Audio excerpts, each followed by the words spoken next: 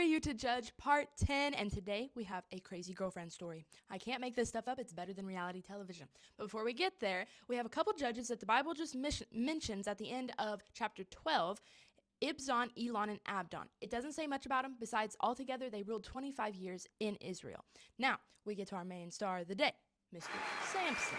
We've all heard about him, we all love him, we all know about his hair. But we're going to get into the story and the nitty-gritty details in Judges 13. Now, yet again, the Israelites messed up, same old story, and they get handed over to the Philistines. Now, there was a man named Manoah. His wife was unable to get pregnant. So the Lord, an angel of the Lord, came to Manoah's wife and said, I'm going to allow you to have a child, but here's the deal. When you have the child, he's going to be what's called a Nazarite, which is somebody that makes a vow with God for the service of God. So the angel says, you'll have this child, but you cannot cut his hair. Never cut his hair, and that is his vow with God for the service of God. And his wife had this baby, and they named him Samson, okay? So as Samson was growing up, he discovered that he had great strength, but he didn't tell his parents because he wanted to keep it a secret.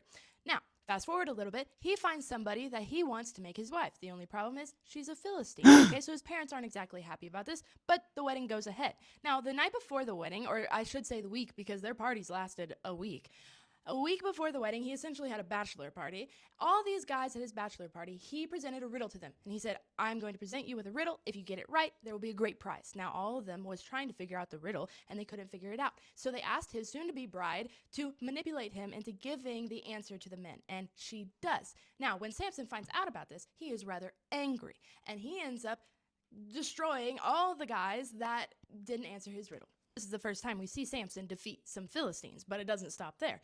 After this, Samson runs away and is living in a cave, essentially, and some of the people try to get him, come and grab him, the Philistines, and he ends up defeating 1,000 Philistines with the jawbone of a donkey, okay? Now, this is not a typical weapon. This was a little bit out there, all right? But he did it, and it just showed how much strength that the Lord had given him.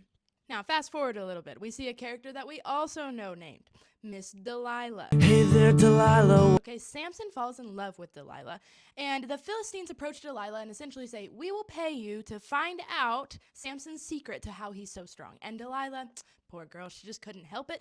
She accepted. Delilah's trying to find out Samson's secret, and Samson, to his credit, knows what she's trying to do, and so he tells her a couple of lies. The Philistines would try certain things that Delilah would give them, and it wouldn't work because Samson was lying to Delilah about it. But finally, we see in chapter 16, verse 16, it says, she tormented him with her nagging day after day until he was sick to death of it. Finally, Samson shared his secret with her. My hair has never been cut, he confessed, for I was dedicated to God as a Nazarite from birth. If my head were shaved, my strength would leave me, and I would become as weak as anybody else. So Delilah finds out his secret, and in the middle of the night, while the poor guy is sleeping, shaves his head. And then the Philistines come get him because his strength is gone. Poor Samson, at this point, he's bald-headed, he's weak, and he's a servant to the Philistines. And on top of that, the Philistines took his eyes. I know, gory detail, but it's in here, so we should talk about it. So he's a servant to the Philistines at this point for a while, and all the while, his hair is growing back.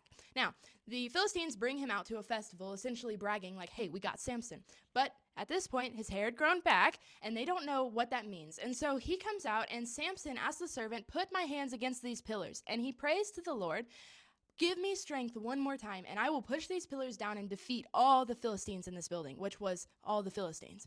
And so the Lord gives him strength one more time, and Samson actually sacrifices himself. He pushes the pillars away, and the roof falls on everybody in the building to defeat the Philistines.